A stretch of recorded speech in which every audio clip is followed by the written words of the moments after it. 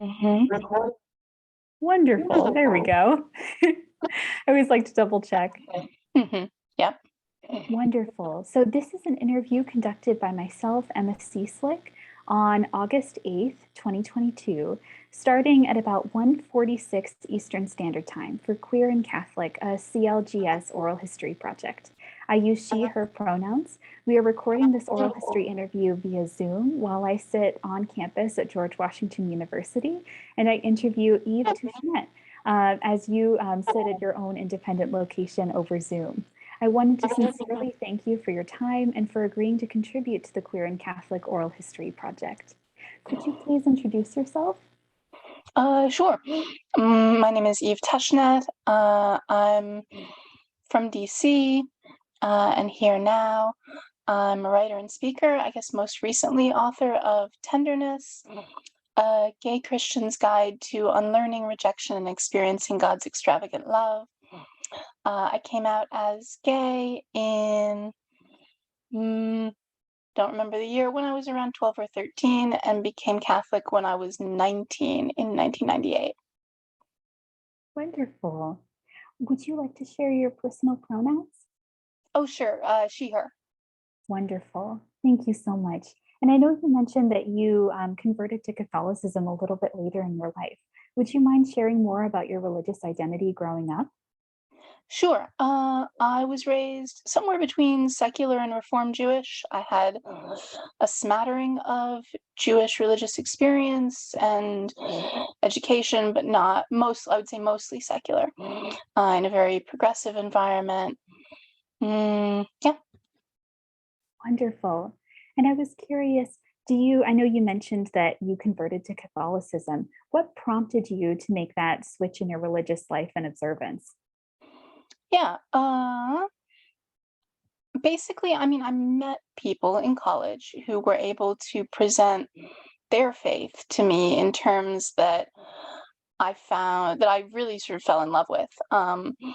I when I basically it's hard to sort of cast my mind back at this point. But when they would talk about God as creator, the creator of the beauty of the physical world, or the meaning of the incarnation and the crucifixion, when they would talk about the Eucharist and the physical reality of the bread and wine becoming the body and blood of Christ. It was simultaneously very alien to me and very different from what I had sort of associated with Catholicism, and really attractive. It was a very sensual and merciful way of looking at the world, and spoke to a lot of my own really deep feelings. That's wonderful. And I was curious, I know you mentioned that you were attending university. What school were you attending at that time? Yale University. I was a freshman when I met these people and sophomore when I converted. Wonderful, wonderful. And I was going to ask as well, I know you've explained a little bit about the family and the religious experience that you grew up with. Would you share more about your family of origin and where you grew up? Let's see. I grew up not far from where I am now, in Northwest DC, just east of Rock Creek Park. Yeah, I mean, I think that I'm not totally sure what, I don't know what you're looking for here. I can rephrase that. That answers my question. I was curious if you had moved. I know right now you reside a little bit closer to DuPont Circle and some of those northwestern Washington, D.C. neighborhoods. But I was really curious. I know you mentioned that you were raised Jewish. If your parents identified as Jewish, and what holidays you observed growing up. Oh, sure. So my mother is Unitarian, and my dad is secular Jewish. And we would sometimes go to some things for some holidays, but I think very intermittent, sort of based on what was available, how people were feeling, kind of vibes. I would not say that we had or particularly wanted a consistent Jewish practice. And then I went to Jewish day camp for a few years. Thank you so much. I really appreciate it. And speaking currently now, I know you're a renowned writer and speaker. Would you mind sharing more about what it means to you to identify as Catholic? How do you practice that? Whether it be attending masses or specific youth groups or prayer groups, what does that look like? Yeah, I mean, I just kind of try to be, down the middle of the road Catholic. I go to mass. I do, daily prayers. I usually do a daily rosary. Just sort of praying, trying to lead my life in accordance with the church to the best of my ability. And I guess I have little things that I do to try to learn more about the faith, like learning about new saints or what have you. New to me, saints. Uh, but yeah, I would just, I don't know. I try to be kind of a basic Catholic. I don't try to do too much. Um, That sounds wonderful. Thank you so much. And I was really curious. I know you mentioned that it was right around the age of 12 that you came out. Would you mind sharing more about what that experience looked like and how your family and close friends responded? sure. Yeah, it was fairly straightforward. I had felt this is a very standard story. I had felt a certain difference from other kids for a long time. When everybody hit puberty, I realized that the way that my close friends were talking about boys was very much similar to how I felt about a girl in my English class. And I think I was still sort of like putting all the pieces together that when I read a book that I had stolen from my sister, that was a mystery novel with a lesbian narrator. And when she described sort of her feelings looking at the woman that she had a crush on, I immediately was like, oh my gosh, that is this girl. Like, that is how I feel about this girl. So that was sort of the kind of click moment. And then I, being in general an extremely impulsive person, came out pretty quickly. And I will say, because of the background that I was in, even though this was the early 90s, and that was pretty young to start coming out, uh, I was incredibly lucky in that this was not in any way a sort of traumatic realization for me. If anything, it was a relief. It was like, oh, there's a name for the difference that you've been feeling, and there's a community of people. My parents, I think, well, my parents already had gay friends who I knew growing up. And so it was not a huge deal for them either. I think they were sort of like, I think for any parent at that time, it's a little challenging to kind of know exactly how to navigate, but I think they were really, really gentle and kind of a good compass. And it probably helped that my best friend was also gay. Uh, and yeah, so I mean, like, obviously he didn't have a problem with it. And we ended up co-founding the Gay Straight Alliance at our high school. So that brought us into some degree of minor conflict with the administration, but also at the same time, like, it's a great way to meet all the people who are going to support you.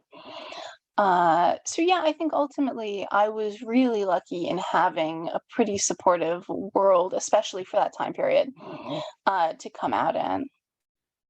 I'm so glad to hear it. Thank you so much for sharing that. And I was really curious, do you remember the title or the author of the book that you had mentioned you read? I do. It's Barbara Wilson. It's Murder in the Collective. It's a murder mystery. It's sort of a random book that I grabbed because I thought it was interesting. Wonderful. Thank you. And you mentioned that you had founded a club specifically around that identity at your high school. Would you mind sharing where you attended school throughout your primary, secondary, and then high school? Sure. I went to elementary school at Shepherd, our local public school, through fourth grade. Then I was in California for the first half of the year, and then switched to Georgetown Day School and went there through high school. Wonderful. And I know you mentioned a little bit of tension with the club. Were they responsive to allowing you to establish this club? I know, was it a religious affiliated school? No, no, no, no. It was very secular progressive. Um,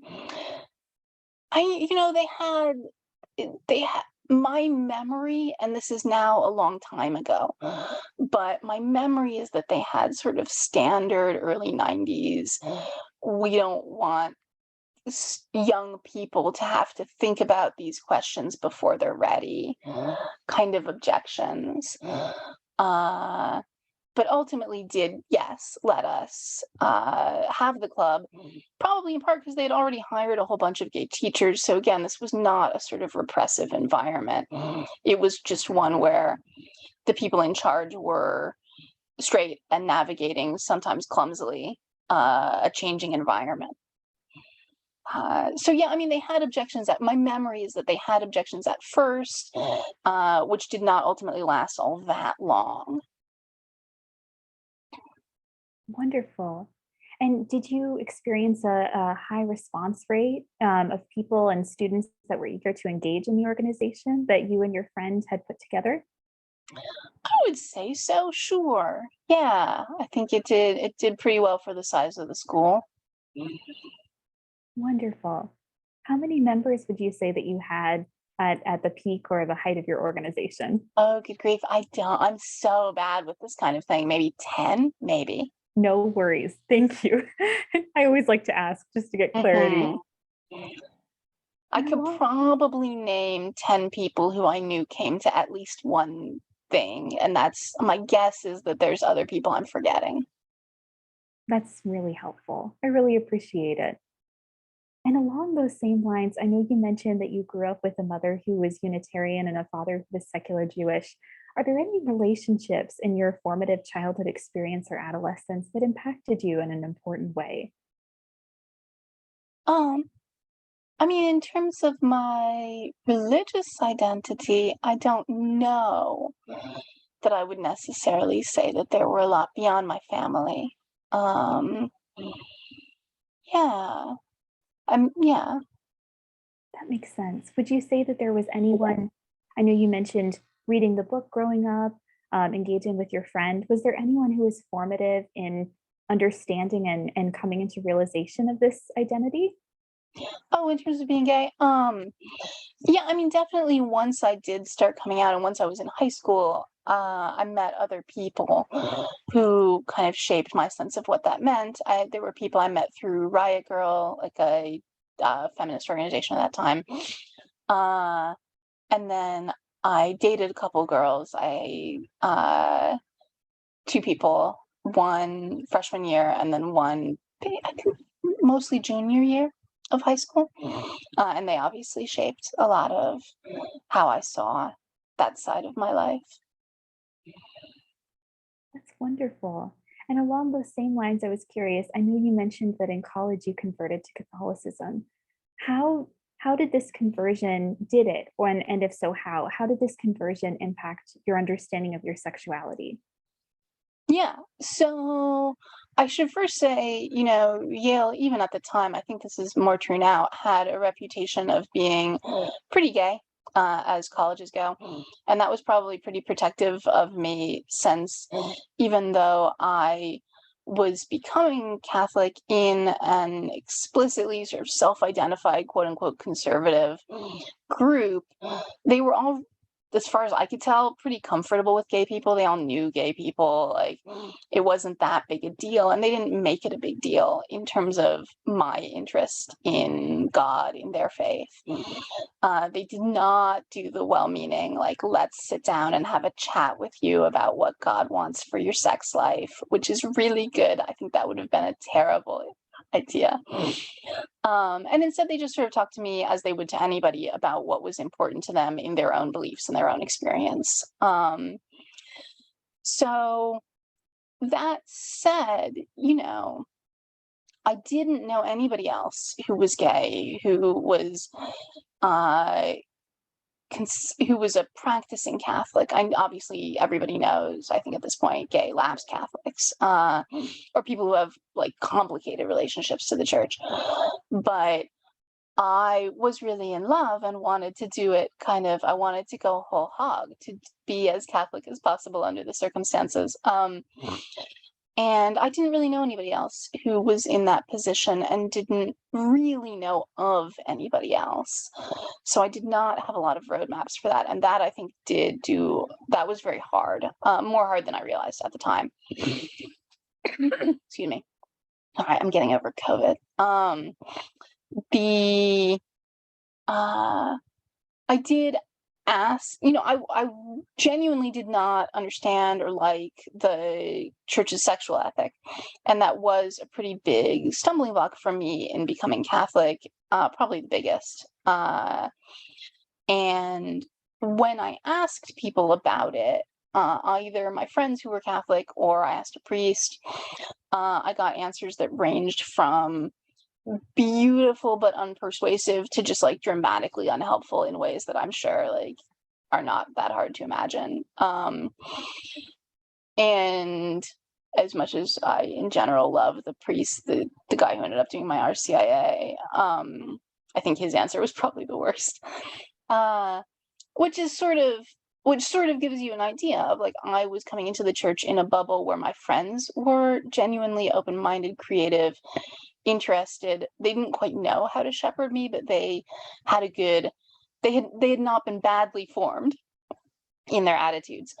Whereas the rest of the church, as I encountered it, I began to find more people who, regardless of their incredibly good intentions, often had been badly formed with regard to gay people and kind of our experiences and needs. So I sort of wandered around and flailed around a lot and tried various ways of understanding what I was experiencing. Fortunately, I never tried to not be gay. I feel incredibly grateful that nobody ever pushed that on me and that I felt pretty secure that I didn't want it. I was just sort of like happy being gay and figured, well, you're going to have to find some way to make it work. But, I assume that I'm still on a journey of figuring out how to live a life that is genuinely self-accepting, that's like extremely gay and also extremely Catholic, that is, attempting to be obedient to the church. That's still what I want. That's still the goal, to genuinely respond to the church as mother and teacher and to be taught. But I think I've learned a lot, and there's a lot that I wish others had known and were able to show me at the time that I became Catholic. I think that I was pretty isolated. Most definitely. Thank you so much for sharing. And along that line, I know you mentioned that you went through the RCIA program. Was that specifically at a Yale University parish close to you? It was no, it was not through the college chaplaincy, if that's even the term that they use. It was through the Dominican parish that's right next to the campus. Wonderful. Do you recall the name of the Dominican parish? Oh, sure, St. Mary's. It's not Dominican anymore. It's a parish church now. St. Mary's on Hill House Avenue in New Haven. Wonderful.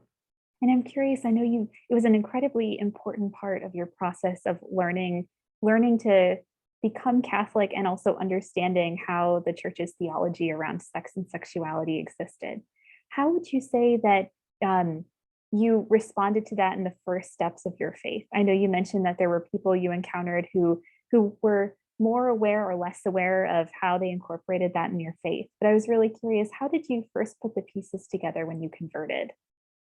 Yeah, I mean, so I should say also, I'm a recovering alcoholic. And at the time that I was converting, like, I regret basically nothing about my conversion. I certainly don't regret becoming Catholic. It's one of the best things that's ever happened to me, etc. But also, like, keep in mind throughout this whole time that I was basically drunk every day. So, like, a lot of stuff was going on. And I was dating a guy. We broke up before I was received into the church. So I was sort of like trying on a lot of stuff and trying to figure out. I knew that regardless of what happened with this guy, the church's teaching on being gay would be important to me because that was such a big part of my experience. But I also just sort of like didn't know and didn't really think very much about the future at the time that this was all happening. I'm generally not a very future-oriented person, which has benefits and drawbacks. You're not as anxious about the future, but you also like do a bunch of impulsive stuff without really thinking through like, how am I going to make this work? You just sort of assume that there will be a path, and sometimes there is, and sometimes you're just like wandering. So let's see. So while I was in college, I was really just kind of like flailing around, not thinking too much about it. Afterward, I did start kind of asking myself, well, how are you going to live especially if you don't end up getting married? Because I'd had very like unrealistic sort of fantasy-based crushes on guys now and then. One of the things that's actually been really powerful for me in sort of understanding my own identity is that after I quit drinking, that stopped. That these were clearly kind of sort of imaginary crushes of trying on the persona of someone who could be this person, and not rooted in reality. But so I was like, oh, well, maybe you'll marry one of these alcoholics that you get crushes on. But if that doesn't happen, which looks unlikely, what are you going to do with your life? And for a while, I was just sort of like, oh, well, I'm going to try really hard to understand the church's theology of sex. And I was very diligent about trying to learn about that. I read the theology of the body and all that. And I'm not going to date girls. And that'll be how I handle this. And that's like, ultimately, I don't love theology. I'm not that good at it. And I do feel lucky that I pretty quickly realized that you can't just be like, well, what I'm doing with my kind of life and my longings for love and intimacy and sex and all that stuff is not dating girls. You can't really have it as a negative. So I asked myself, well, okay, what do you want out of being a lesbian? What does it mean to love women?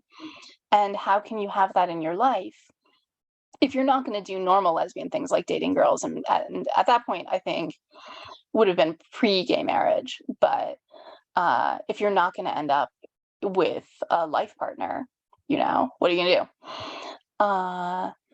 And the first thing that I ended up doing about that was starting a volunteer job that was working with women. But ultimately, I think really the bigger thing in my long-term journey with the church is just that was a question that no one had encouraged me to ask. And so just asking it, like, what are you going to do with your longings? What is the good that they're driving you toward? Or how can they be a lamp for you instead of kind of an obstacle? That was really the most important change. And then since then, I've just tried asking that question in different ways, and discovering that loving women can lead to very deep friendships, can lead to service to other people, especially in gay Christian communities. And then I'm currently exploring the possibility of covenant friendship. I'm seeing someone, and that's another possibility that I think is really beautiful, and that it took me a while to discover as deeply rooted in scripture and in church history. I feel really grateful for having that open as a possibility. That's wonderful. I know you mentioned a volunteer job. Where were you working as that outlet to help and work closely with women? The Capitol Hill Pregnancy Center. It's a pro-life pregnancy center in downtown DC. Wonderful. And I really appreciate it. This is wonderful information. Speaking, I know to your experience of how your understanding of sexuality and gender within the Catholic Church changed over time. When did you first learn about the Catholic Church's stance on queer identity? It's always a question I like to ask. Yeah, well, I mean, I don't even know. So, like, definitely at some point, I developed a sort of a stereotypical idea of Catholics as being anti-sex in general and anti-fun, anti-pleasure, and afraid of or rejecting of the body. Uh, and that was definitely cemented by high school. I just sort of like lumped queer stuff in with every other aspect of physical sensual life. Certainly when I went to protests or marches, things of that kind, there would be Christian counter protesters, but I don't know that I particularly thought of them as Catholic. I assume that most of them weren't. Yeah, I don't know. It was all sort of like, because really didn't have a ton of contact with the church until college. It wasn't. I don't. It's hard to. There were no like moments. It was just sort of, it filters to you through the broader culture's idea of what Catholics think. Uh, mm, and then and so I did know by college that the church was against gay sex, and I think that that was the terms that I would have put it in at the time. Again, I think given the time period, I would not have articulated it as like the Catholic Church doesn't have gay marriage or something like that. But I honestly don't know kind of where I heard that. And there was not, I was not in the circles where there would be any of the weirdness around quote unquote identity language that you hear sometimes now. That was just not on my radar for, once I was out of college and working in the Catholic world, then I heard that people would use the term same-sex attraction, and I was like, oh, okay, interesting. I guess this is how Catholics say gay, which I feel like is more true than people want to really acknowledge. And so I used that for a little bit because it seemed like, well, that's what people say in this world that I'm in now, but also would just sort of like say gay because it's normal. It's like intelligible. And referred to a community that I was still, deeply indebted to. But yeah, so I mean, so that's just sort of like fairly incoherent picture, but that is how it felt. That it wasn't like you were sort of taught things in a systematic way, but more like you got a vague impression and tried to navigate within that. And then if you had questions, you would go and look them up somewhere and discover typically that a lot of the stuff that people fight about now well, I don't know. You would discover that some of the stuff that the church teaches really is hard. But also that there's a lot of stuff you don't have to care about. The catechism doesn't care if you say gay. I mean, come on. Like, I don't know.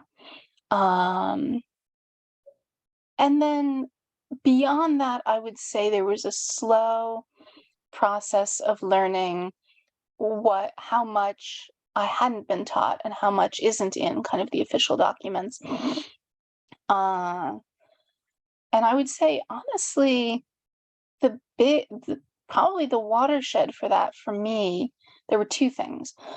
One was reading Andrew Sullivan's book, Love Undetectable, where he has this essay on friendship where he cites St. Aelred of Rievaulx, and I think it's through him that I found Alan Bray's book, The Friend, which is a history of same-sex friendship in England, and that shows kind of how deep and how embedded in Christian faith vows of friendship between typically two men could be. And then the second thing is really the internet making possible a very small but slowly growing community of Orthodox gay Christians, small O Orthodox, gay Catholics, and discovering, I guess, the Ron Belgau was probably the one who was writing at the time, who was sort of the first person that I found, if memory serves, who was really writing about his experience as a gay Catholic who was trying to live according to the church's teaching. And those two together really opened my mind to the possibility of a category of same-sex love that was holy and honorable and something to kind of lean into, which, like I said, I'd already sort of started doing instinctively in some ways, but it was really good to begin having models. I think it was Ron who showed me the models in scripture of covenant friendship and love between two people of the same sex in the lives of David and Jonathan, Ruth and Naomi, and then Jesus and John, the beloved disciple. And those have been like pretty huge touchstones for me as I try to work out what the possibilities are for my own life, and also what are the possibilities for the church. What are futures that she can offer gay people in the light of her own teaching? Wonderful. And I know you mentioned coming into contact with other Orthodox Catholic groups online. How would you say that your Catholic identity has come to be? Do you identify as an Orthodox Catholic? I mean, like I try to be. I try to be. I try to be a very basic Catholic. I try to be obedient but not crazy, and to sort of trust. I just try to trust the church to the best of my ability. Wonderful. And along those lines, where were you finding the Orthodox Catholic groups online? Were they on social media, or where were you finding this sense of community? Probably I found Ron through Google, and I must have emailed him at some point. I started writing a blog again because like I have no impulse control, and would just sort of like pour forth my poorly thought through ideas. And this was at the beginning of the 2000s when blogs were a thing that were like, there weren't that many. And so people kind of would find out who you were. If you did one, you'd be in this network that was probably really good for me. And so I started to meet people through that. People would email me, reaching out. And then and so slowly I began to meet other people. We sort of networked among ourselves. I think that Ron Belgau and Wesley Hill started Spiritual Friendship, the blog. I forget when, but that blog was a real kind of crossroads for a lot of people in these conversations. A lot of us met through that. We had meetups. Notre Dame at one point did a conference called Gay in Christ that brought together a lot of people from that circle, which I remember very fondly. And then in 2014, I published my book, my first book, Gay and Catholic. And that was really, really good for me, to put it somewhat selfishly, because that meant that a lot more people were sharing their stories with me, and I was beginning to notice patterns that I hadn't kind of put together before, and to see kind of how protected and sheltered my experience had been in ways that made it harder for me to really understand what other people were going through. And so I think that experience ultimately opened my eyes to a lot of what other people had been dealing with for a long time. Yes. And along those lines, I know you mentioned finding patterns and reaching out and communicating with a lot of people who identified as gay and Catholic. What were some of those patterns that you came across? Yeah, I mean, I think the biggest thing is just, well, there were two things which are probably related. One, the kind of traumatic realization that one is gay and the attempt to not be gay, neither of which I experienced. And yet that's obviously, as I'm sure you know, hugely common. It's the normative experience for people who grow up gay in the church. And just how destructive that experience is to your relationship with God, your sense of yourself as a child of God, your trust in the church, in yourself, like your ability to sort of accept yourself, really has huge ramifications for people's spiritual lives. And then the second thing, which is, if anything, more bigger, it's almost like it's part of what prompts the first problem, the silence about what a good gay future in the Catholic Church might look like. That I think is ultimately the biggest challenge that people face, simply not knowing, like, what could my life be like? And the only answers that they see are, well, you could become straight, maybe it's just a phase, or you can leave the church, or you can dissent from the church's teaching and live in your own way. And that's kind of what you get. And if those are the options, people who are more self-respecting are going to go for the second one. And, people who are more docile are going to end up going through horrific stuff trying to do the first thing. So where was I going with this? So those are kind of the biggest patterns, and then everything else kind of flows out of that. I think a lot of us have also had a very hard time when we discovered that much of what we had to say about our own lives and experiences as gay people would be received with mistrust and suspicion by other Catholics, and that there was a sort of, when we proposed potential solutions or paths forward, that there would be a knee-jerk response of seeing only the ways in which it could go wrong and not seeing any of the problems it was intending to solve, or sort of like, what are the good possibilities? What does it look like when it goes right? Again, a sort of disinterest in the idea of a good gay future in the church.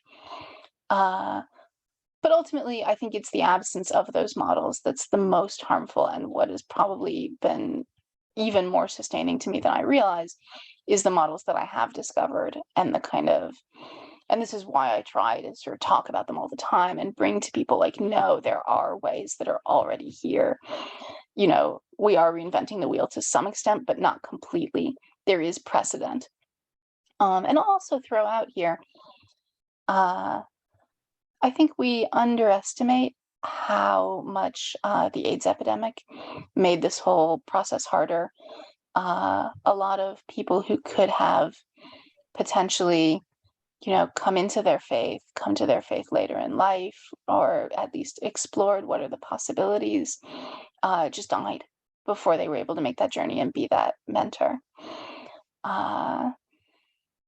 So yeah, that's I guess that's a long-winded or rambly way of saying that I think the biggest pattern is everybody's out there trying on their own to figure out if they have a future. And that's a terrifying place to be in. And I know you mentioned that a lot of your understanding of sexuality within the Catholic Church's theology and dogma came sometimes in a mishmash of things that you are exposed to in pop culture and things you engage with when you communicate and are in contact with Catholic individuals. Along those lines, did you learn anything about what potential futures existed as part of your RCIA education? No, so I should say, first of all, I don't remember hardly anything from RCIA. So, like, I'd be shocked. I think there's essentially zero chance that we actually talked about futures for a gay person in RCIA at that time, in that time and place. But also, I don't remember very much of it. And I should say, part of the problem here is that I didn't know that that was the crucial question to ask, so I wasn't asking it. I was asking stuff like, tell me why the church teaches what it does. And that's an interesting question. It's one that I still, go back and forth on to what extent I feel like I have a good answer for. But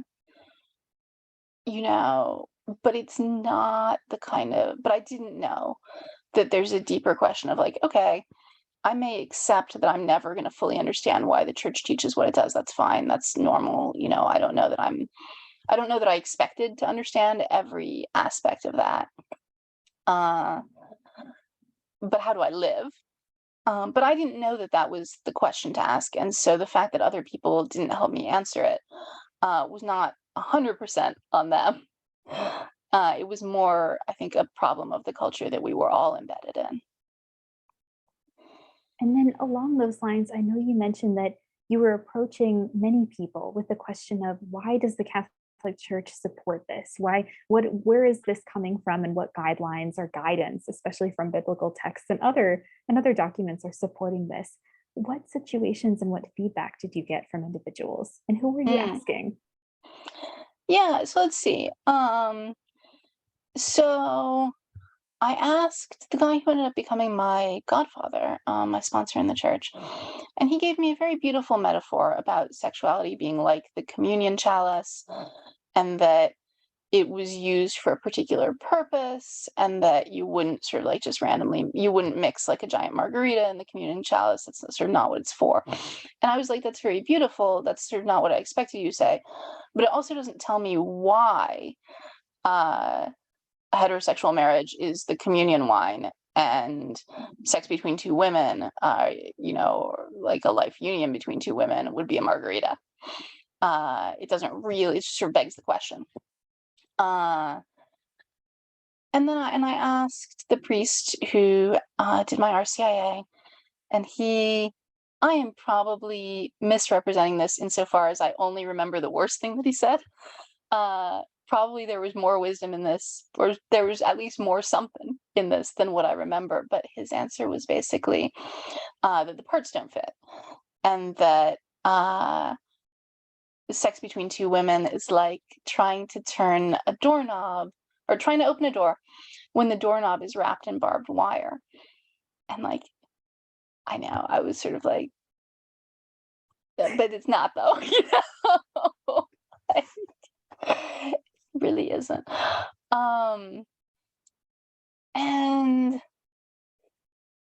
so those were sort of the early things, and I basically reached a point where I was like, look, none of what people have said to me is persuasive, but I really need to be Catholic. I believe that this is true. I need the Eucharist, and I'm willing to accept that there's something here that I don't understand, that like something will be revealed, or at least that I can take it on faith, that even in this like very personal area of my life, the church is what's what I'm looking for, a teacher who genuinely kind of can guide me. And I would say right now for me, what is most persuasive, and I've sort of pieced this together over time for myself, is really looking at the pattern of scripture, which interestingly, virtually nobody in my life has tried first as an explanation. I think Catholics always want to think that they can do it from first principles. And like, I don't really know. That's never been persuasive to me. All the kind of natural law type stuff I just find really baffling. Whereas if you say, look, we're Catholics, we take scripture as the word of God. In scripture, same-sex love is honored and holy, but when sex is presented as honored and holy, it's always marriage of a man and a woman. Fair. I feel like that's true. That seems valid, And why is it like that? Well, I don't know that anybody's explained it in a way that I find particularly persuasive. But if you are on board with scripture for other reasons, it seems like that's a way, it seems like that just is the pattern of scripture, and one which gives actual guidance and correction to everybody, instead of saying, if your desires are heterosexual, we have guidance for that. If your desires are homosexual, just don't. I think you can see in scripture and in Christian history paths of devoted love between people of the same sex that are not treated as sexual or marital, but are like a genuine, life-shaping, God-honoring channel for the longings that people feel. And that is at least more believable and intelligible to me than, oh, well, have you tried not being gay? You know? Yes, and along those lines as well, I was really curious to ask you. I know that the Catholic Church in some ways is different from how current legal and political systems understand marriage. So how do you fall along that spectrum? Where does your belief lie in terms of marriage within the church, outside of the church? I'm not let me gesture at what I think maybe you're asking. Um, I would I would have liked, uh, for us not to have forgotten the possibility of other kinship forms, forms of kinship between adults that are not marriage. Given that we did forget that, I guess I'm not surprised that the only way that people have found to honor and protect same-sex love between adults has been through instituting same-sex marriage. I was involved, I talk about this in Tenderness. I was involved for a while in the political organizing against same-sex marriage. I really regret doing that.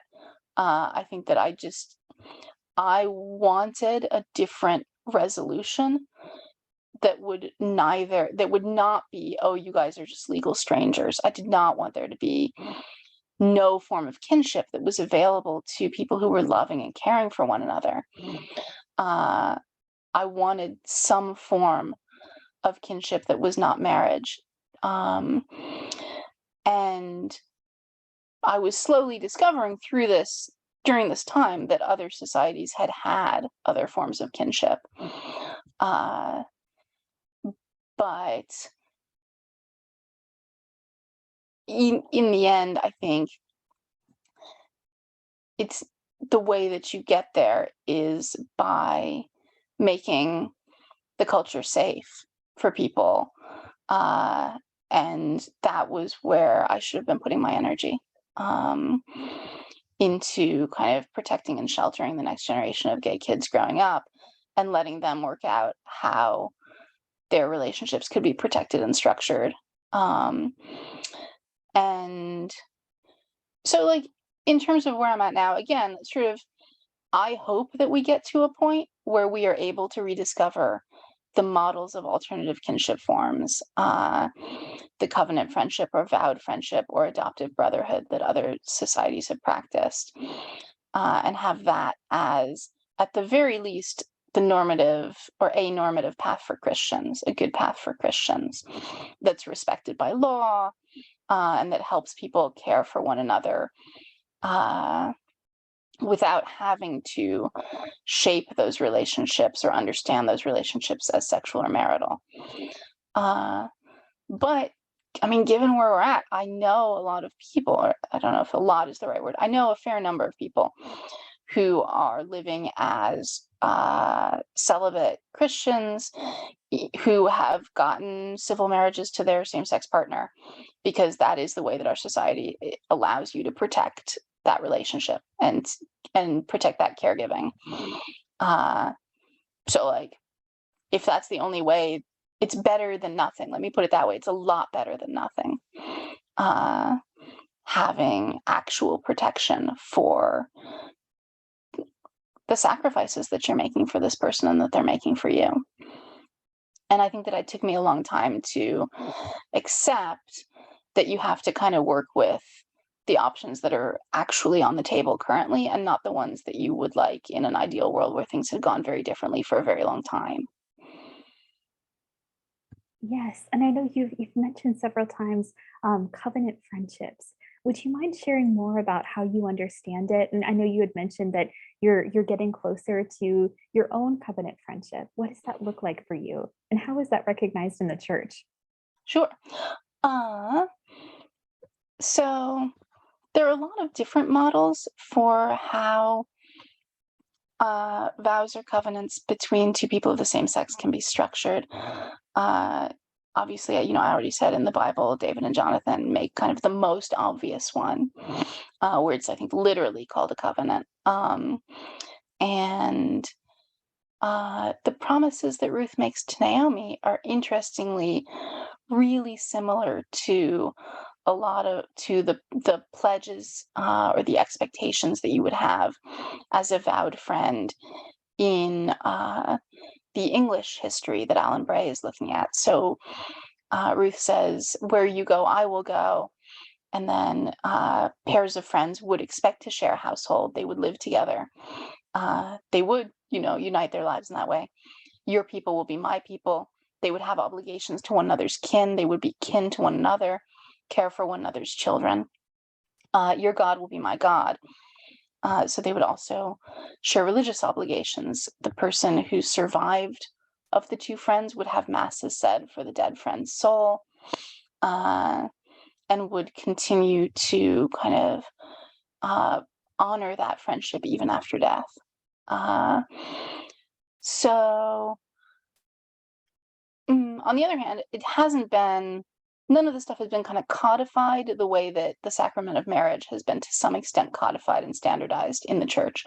So there's a lot of freedom.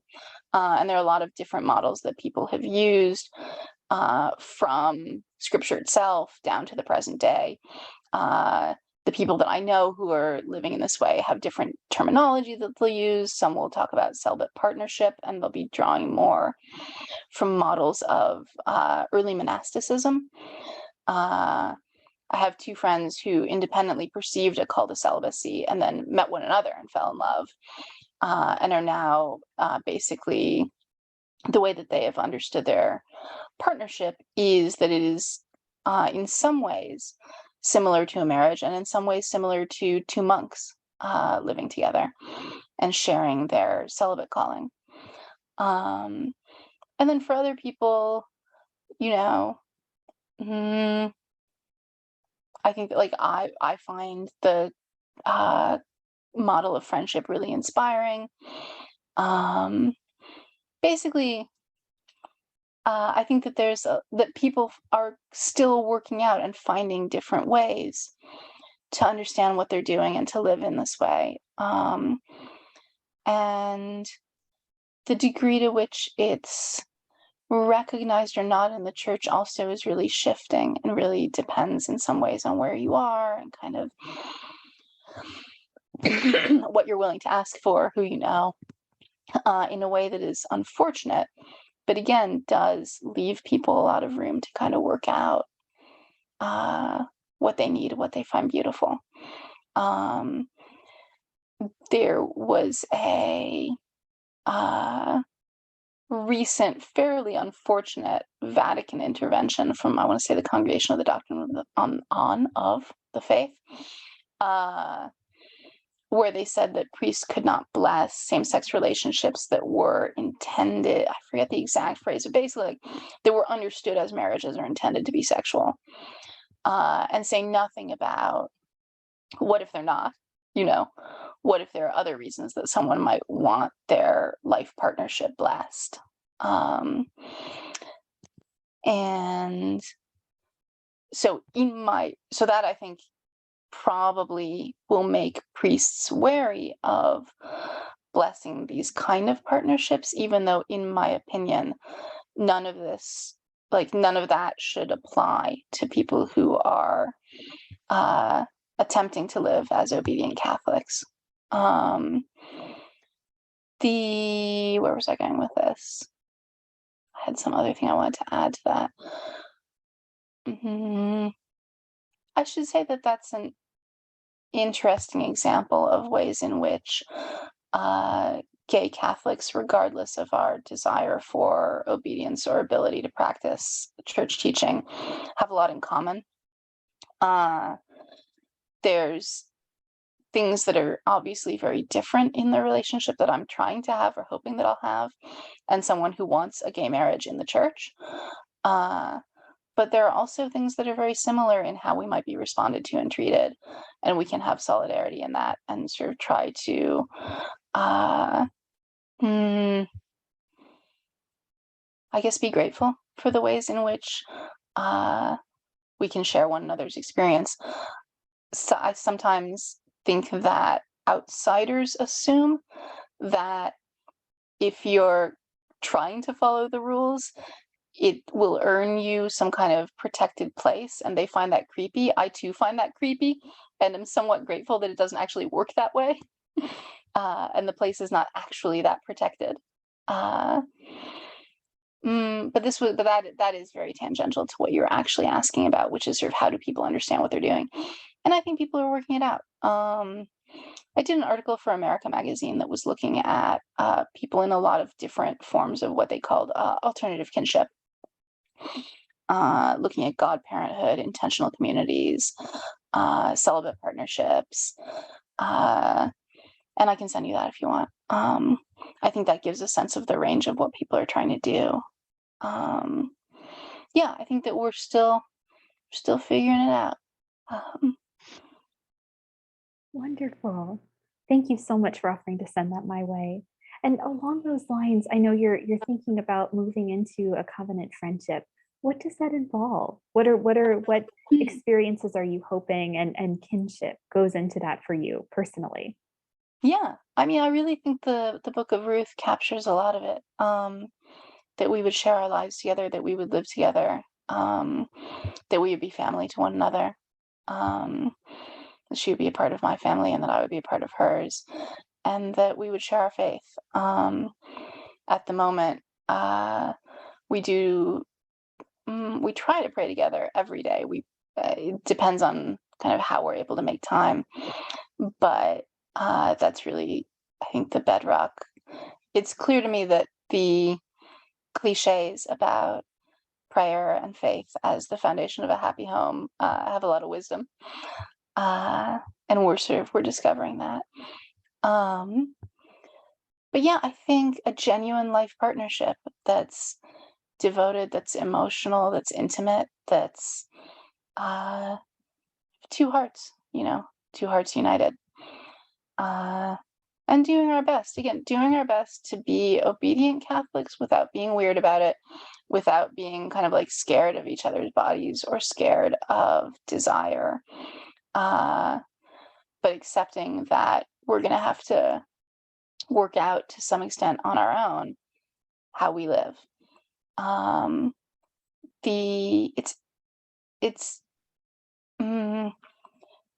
If you're heterosexual, or if you're in a heterosexual partnership and you're not married yet, but you're moving toward marriage, there's a lot of wisdom and guidance, and priests may be terrible, but they may also be pretty good at helping you navigate kind of how do I learn to live in the vocation that I'm moving toward?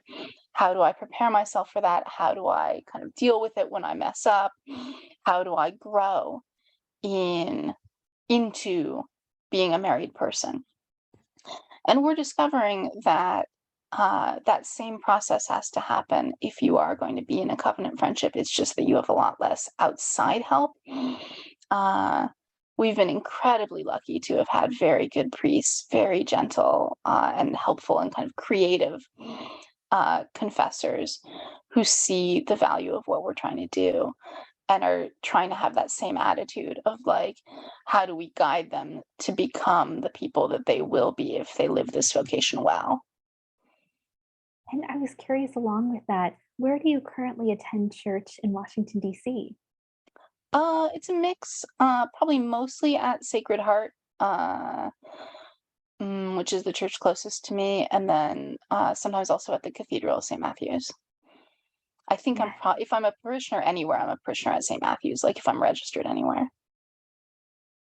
And where were you receiving guidance, and what did this guidance look like of leading and preparing you for this covenant friendship? So to be honest, that's been for me a lot more informal. My friend has a spiritual director who's been really, really good. And I've had very good experiences, I would say, especially at confession at St. Matthew's. But mostly, I would say, for me, it's been just asking other people who have lived in celibate partnerships or covenant friendships, how they do it. And then sort of talking to a priest who I think has pretty good instincts, just kind of, again, patchwork. Out of curiosity, what is the name of the spiritual director that's been really informative and helpful in the process? Oh, I actually don't. I'm gonna get his name wrong. I don't remember his name. No worries. I was curious, along with that, you mentioned it was incredibly helpful to seek community and seek insight in individuals and partnerships that were already involved in the covenant friendship process. How were you put in contact, or how did you find contact Hmm. with other covenant friendship individuals? Yeah. Some of it, was through these networks that had been growing slowly for a long time. And then I will say two things really made a big difference. One is the Side B group on Facebook, which is like it's like a private, closed group for people who are Christians with quote unquote a traditional sexual ethic. I don't love this language, but a place for LGBT or same-sex attracted people. Uh, and then out of that has grown things like, I don't know if you know the podcast Life on Side B, uh, but they have done, I think, a lot of good work in outlining exactly the sort of the central question of what does your future look like? What would a good future potentially be? Uh, and then also Revoice, the conference.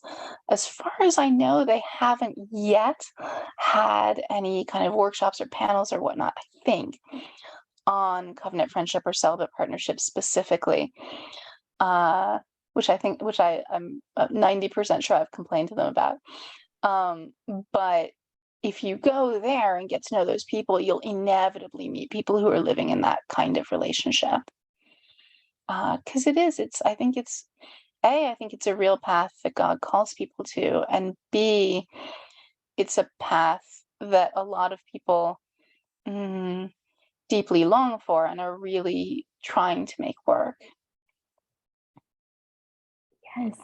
And along those lines, I know that you have a really interesting understanding of your sexuality and your religious identity. Are you openly out to your parishes Oh at yeah. St. Matthew? Yes.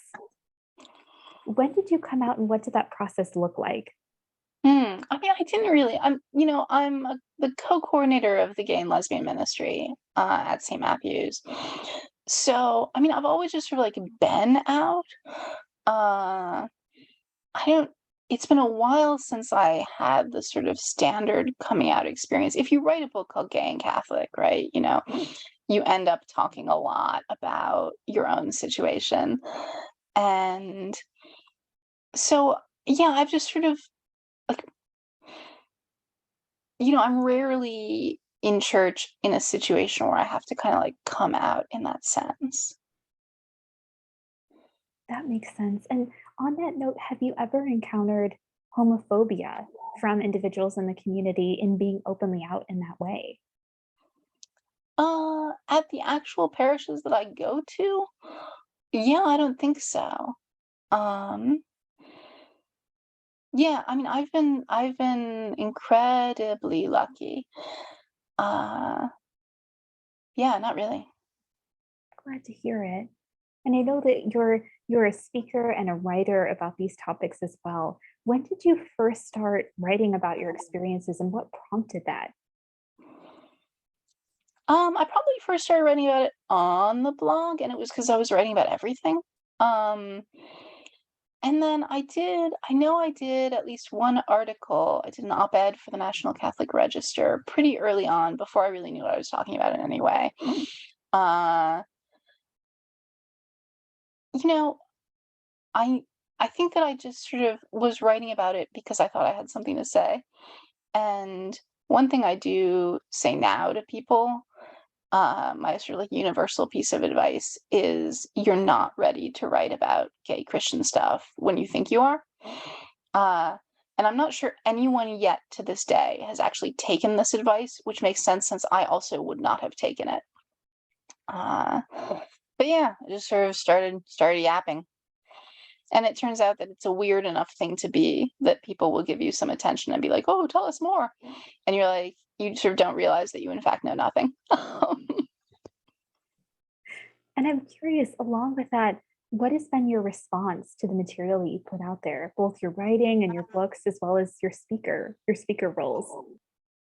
Yeah, a pretty wide range. I think a lot of people out there in the Catholic world are extremely hungry for uh, realistic, uh, non-judgmental, which I try to be. I don't know that I'm great at that part.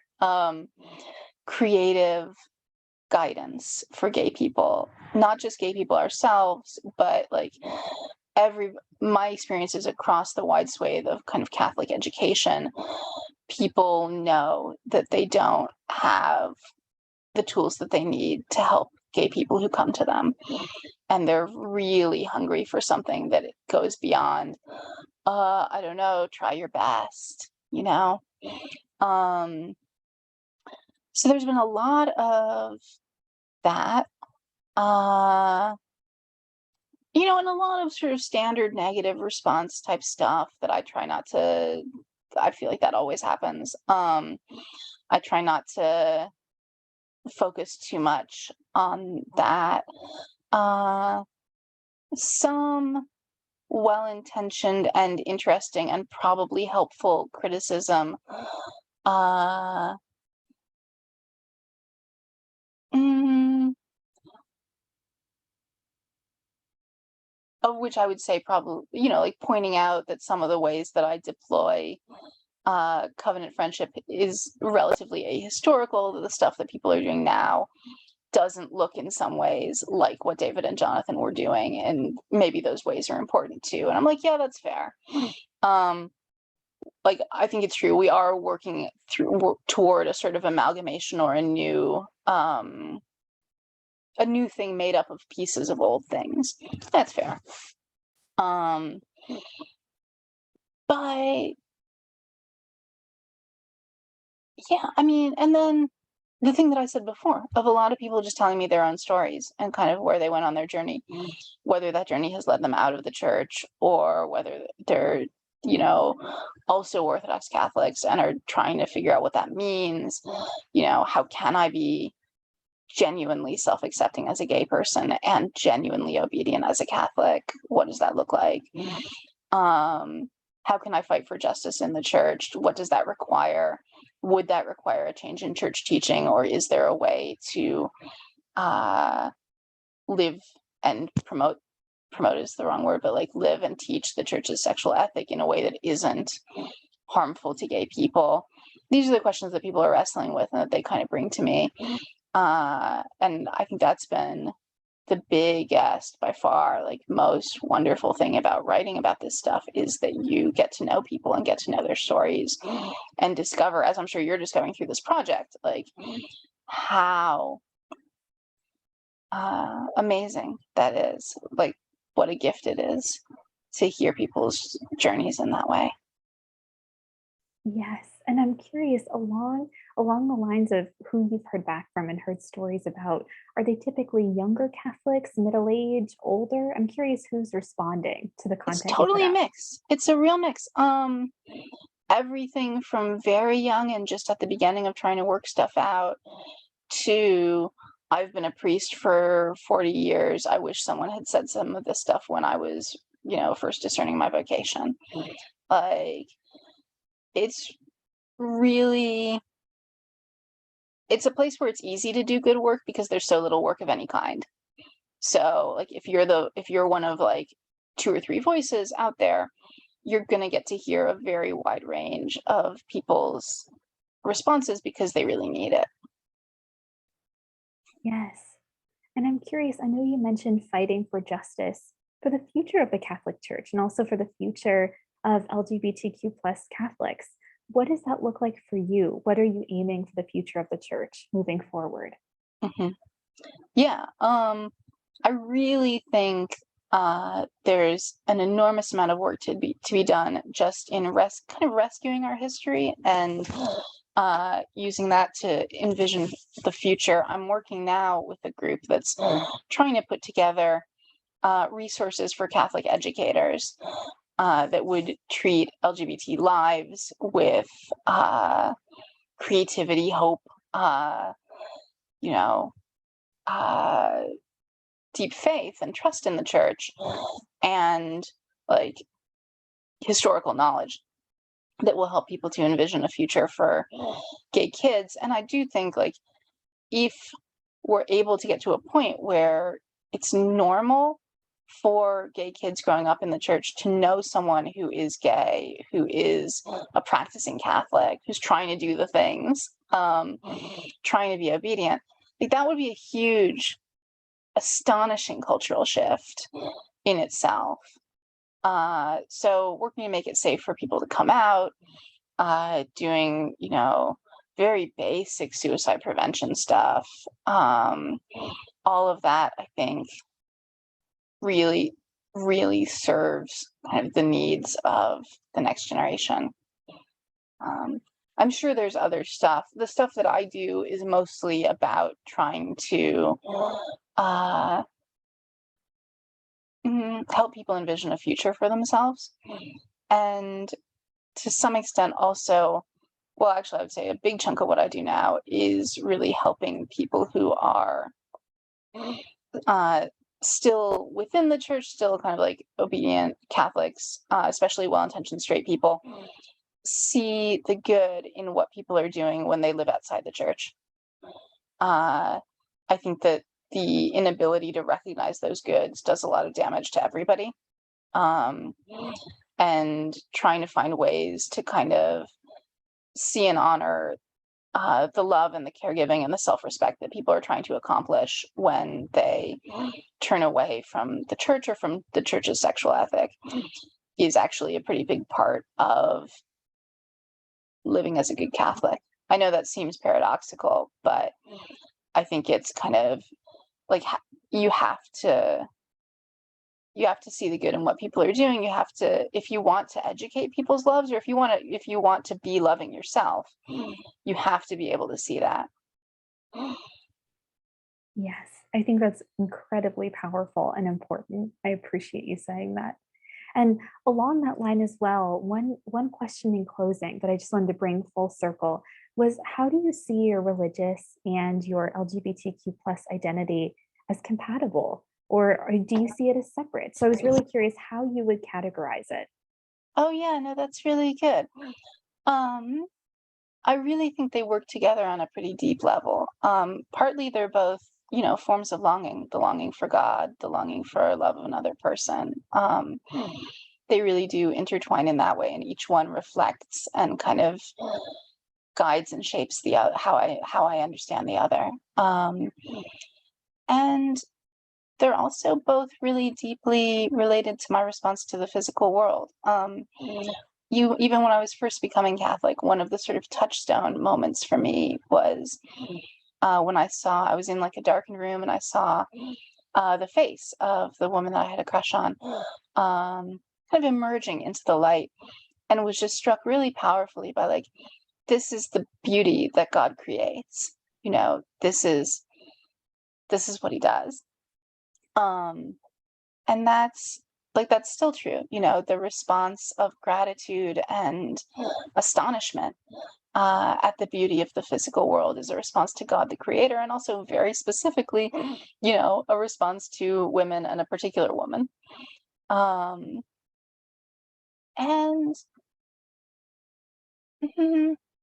And I think that there's also a degree of kind of, I'm trying to think how to put this. I know, I'm sorry, I don't mean to take up an enormous amount of your time, but No, I really appreciate it. I feel like there is something about, I'm not trying to say that it always has to be this way, but for me, given when and where I grew up, there's something about queerness as an experience that throws into question a lot of social norms and a lot of the kind of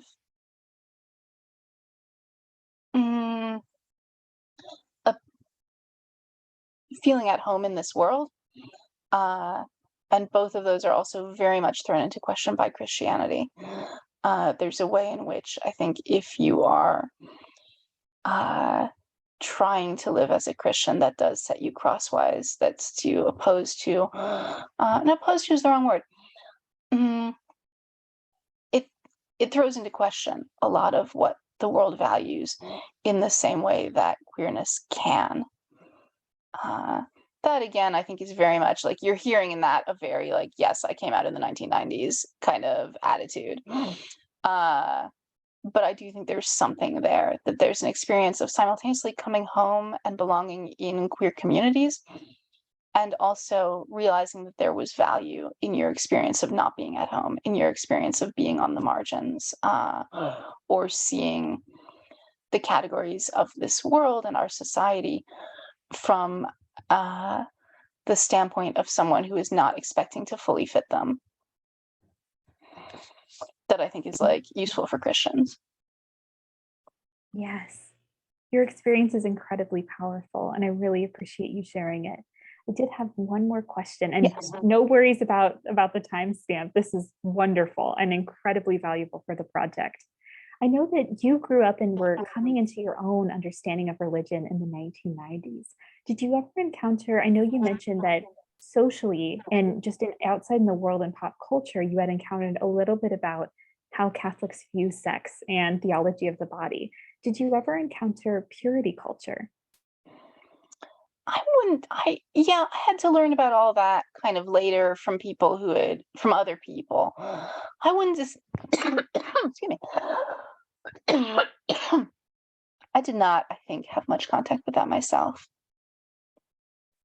Yes.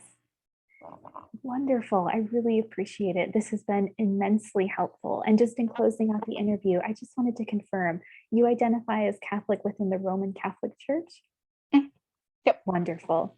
For this project, we're thinking about Catholic and all of the facets of Catholic identity with religion. Yep. So I always like to clarify. Yep. In bringing the interview to a close, I just wanted to thank you so much for your time and help, and for participating in this interview for Queer and Catholic, a CLGS oral history project. I'm going to conclude the interview. It's about 3:03 p.m. now Eastern Standard Time. I really appreciate your help and support of this project. Thank you so much. Thank you. I'd be very excited to see where this goes. This is wonderful. Here, I'll go ahead and pause the recording.